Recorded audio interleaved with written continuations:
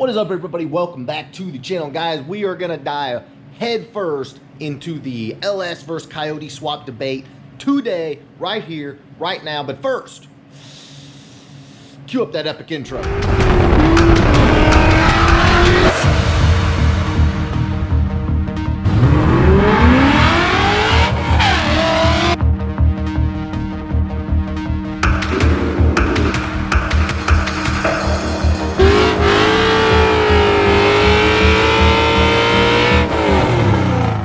All right, guys, so we are back in the shop today, and clearly, if you follow the channel, if you've been following the channel for any length of time, you know that we do coyote swaps at the yin yang. And the reason we do that is because we started with mine, just trying to do a tutorial, help people out, show them how to do a coyote swap step by step with my car, and things just exploded. And here we've got this new shop and all that, and all these cars right here are getting coyote swap. But we're doing something a little different today, so we need to go back to the old shop right there, because I got to show you something.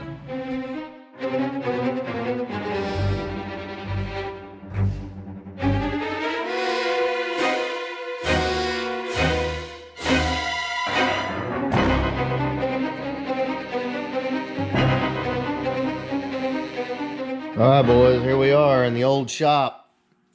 And yeah, you're probably wondering what is going on here.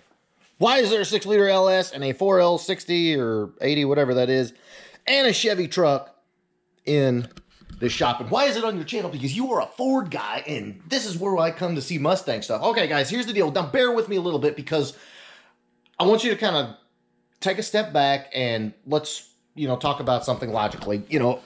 Everybody always says LS swaps are cheaper and easier than doing a Coyote swap or, whatever. Everybody always says, just, stick a LS in it, go fast, LS. You get on the internet, that's all everybody talks about is, LSs make more power, they're cheaper, they're easier, all this other stuff. And the fact of the matter is, nobody ever gets called out when they say that they're easier or cheaper. Nobody ever says, hey, well, how do you know? Have you actually done a swap? And because chances are the answer is no. All they have done is they've seen on the internet where other people have said they're easier and cheaper, and they picked up on it, and that's what they do. And then, of course, on the flip side, everybody says that Coyote swaps are hard, they're complex, they're expensive, all this other stuff. So here's the thing. There is a little bit of truth on both sides, and there's also a whole lot of BS. So before I go any farther, let's kind of dive in and let's talk about this business of swapping, because it's popular these days. It's always been popular. So let's get into it. All right, guys. So it doesn't take a genius to figure out why you would want to swap out a more later model drivetrain into an older vehicle. Why? Because older vehicles have more character. I'm not saying this has any character, but okay, I'm just kidding.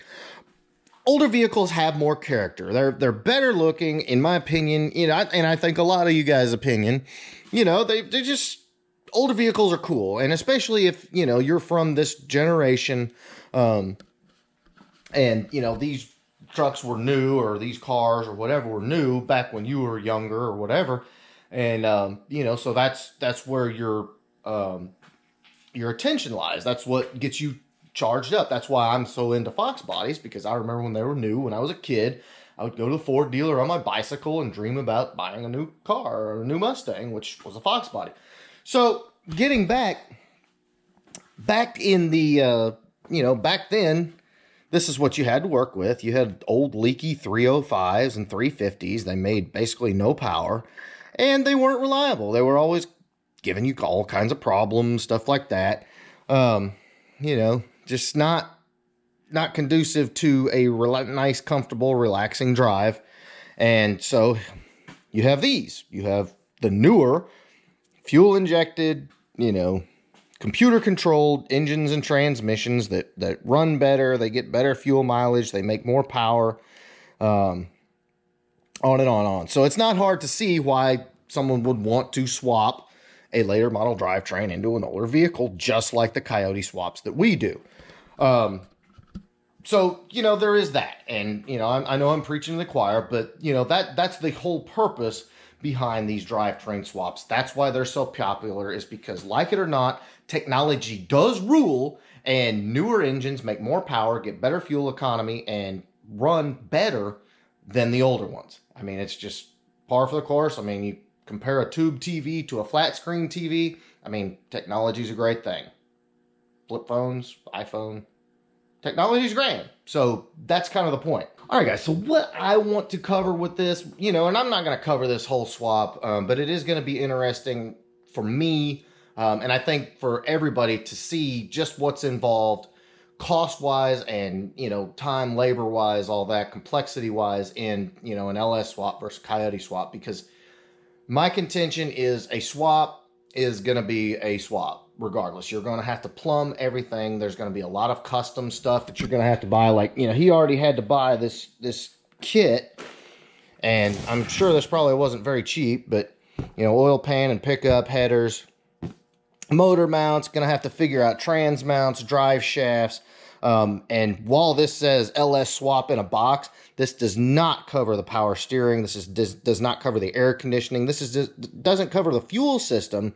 What about making your gauges work? I mean, there's so many things. Yes, this will physically bolt your engine and possibly your trans. I don't even know if this does your transmission into this truck. But, let's think about some other things.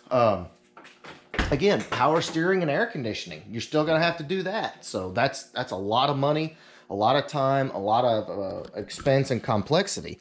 These gauges are not going to work with that new LS. You're going to have to figure out some sort of solution, regardless of what it is, to make your gauges work. You probably have to do a Dakota digital cluster, just like we did, with the Coyote Swap box bodies, which they're fantastic clusters. And actually, Moe's Speed Shop did use a Dakota cluster in their swap. So, there is that. Everybody talks about on Facebook especially, oh, it's so much easier to do an LS swap. Just do an LS swap. I don't care what you say. You still have to plumb it. You still have to wire it. You still have to make everything work. That's something that was not originally intended to be in that vehicle. So it's going to be difficult. It's going to involve time and money. All right, and so as we go through this swap and discuss all the different things that are going to have to happen throughout it, and like I said, I probably won't cover this whole thing, but I am going to give you some of the high points as far as what it takes to do this, and mostly as a comparison to doing a Coyote swap. What's it going to take? Because I mean, look at this. There's all kinds of wiring and all kinds of different stuff that's going to have to be changed. None of this is going to bolt up. So in order to, sure, you can physically bolt the engine in. That's not a swap. To make all this stuff work is going to take a ridiculous amount of custom parts and labor and all that to make this power steering pump work, to make the air conditioning system work, to fire the coil. Everything is going to have to be figured out, just like you do with a Coyote swap. So I think it's going to be super interesting. Going to, just kind of give you some of the high points and, show you what it takes to do this. LSs are fine motors, This is going to be a cool truck. He's going to have a 6-liter, newer model engine in this truck. Be very nice. Super clean truck. Very nice. So, but again, guys, don't believe everything you read on the internet. A swap is a swap. It's hard to do. It's complex. Definitely worth it and definitely an upgrade. But regardless if it's Coyote or LS, you're going to have to spend money. You're going to have to work. It's just part of it.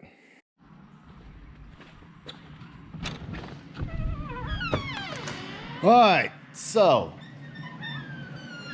did have to give you guys a quick shop update. Corey's car is back for some upgrades. I can't talk about what's going on here, but Corey's car, it got tuned and it's back for some stuff we'll talk about in a later upload. I can't talk about it right now, but yes, Corey's car is going to be faster. So that is coming. We are still waiting on some parts to finish Jeremy's car and doing final assembly on Lee's car. This thing, guys, I'm telling you, It's going to be a beast. What's going on right now is we're making the custom brackets to mount the intercooler for the Whipple supercharger. We're actually using the stock fog light mounts. Kind of fab up a little intercooler action right there. But as you can see, power steering, air conditioning, all that good stuff is already in. The fuel system is in. So keep it tuned right here. This nasty little turd right here is going to be making noise very soon, and you know I'll be here. We'll bring it to you as soon as it happens. Lots of stuff going on, guys. It's just, you know, part of the game is waiting on parts and, you know, just trying to weed through all the builds. It's crazy out here. All right, y'all. So one last and final note. Drop me a comment below because I'm super interested, you know, to get your opinion on it. What do you think about the LS swap in the Chevrolet truck? Honestly, I'm going to say it doesn't interest me that much other than, you know, comparing it to a Coyote. But it is cool. I mean, engine swaps are cool. I like them. It's fun. So, you know, if you want to see more of that, if you want me to cover some of that on the channel, drop me a comment below. Let me know. You know, again, if that interests you, which it might, because it does kind of interest me, be glad to show it to you. So that is what is up. More drag strip action coming for my car very soon. And also going to get out and do some meet and greet stuff. Got some garage updates on the channel. Man, there's so much going on, guys. I promise you. It's never a dull moment. So in the meantime, if you like this video, please give me a big thumbs up. Make sure you smash that subscribe button and let me know in the comments below. Do you want to see that swap? I don't know.